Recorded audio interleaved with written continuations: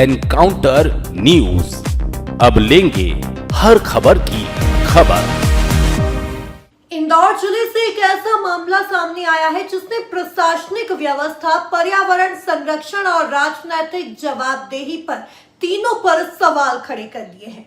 राऊ तहसील के बिस्नावदा गांव में एक संरक्षित तालाब और शासकीय भूमि पर कथित रूप से अवैध निर्माण शुरू हो गया है और सबसे चौंकाने वाली बात, इसमें वहां के विधायक का नाम भी सामने आ रहा है।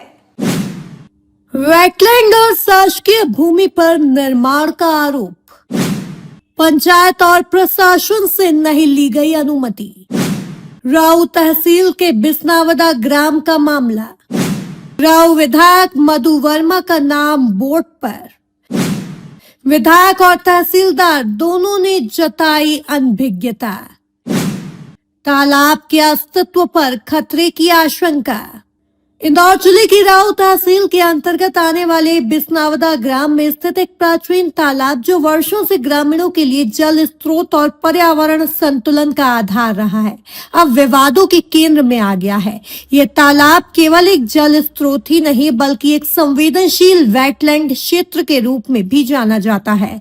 इसके आसपास शासकीय स्कूल और शमशान भूमि भी स्थित है, जो राजस्व रिकॉर्ड में स्पष्ट रूप से सरकारी जमीन के रूप में दर्ज बताई जाती है। लेकिन अब इसी क्षेत्र में कथित रूप से धर्मशाला निर्माण का कार्य शुरू कर दिया गया है, वह भी बिना किसी वैधानिक अनुमति के।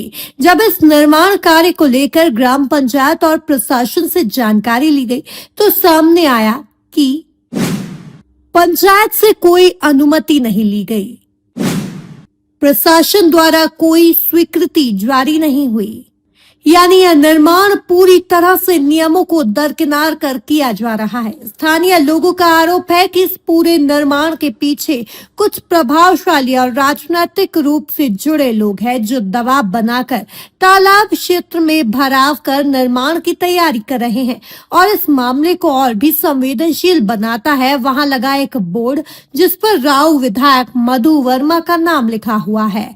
जब इस संबंध में विधायक मधु वर्मा से बात की गई तो उन्होंने स्पष्ट रूप से कहा कि उन्होंने ऐसा कोई बोर्ड नहीं लगवाया, उन्हें इस निर्माण की कोई जानकारी नहीं है। वहीं तहसीलदार अशोक परमार ने भी इस मामले में अनभिज्ञता जताई और कहा कि मामले की जांच की जाएगी और दोषियों पर कार्रवाई होगी। विशेषज्ञों की माने तो यदि तालाब क्षेत्र में इस प्रकार का अतिक्रमण जारी रहा तो जल स्रोत समाप्त हो सकता है, भूजल स्तर पर असर पड़ेगा और गांव के पर्यावरण संतुलन को नुकसान होगा। अब बड़ा सवाल यह है कि क्या प्रशासन इस मामले में जांच कर कार्रवाई करेगा?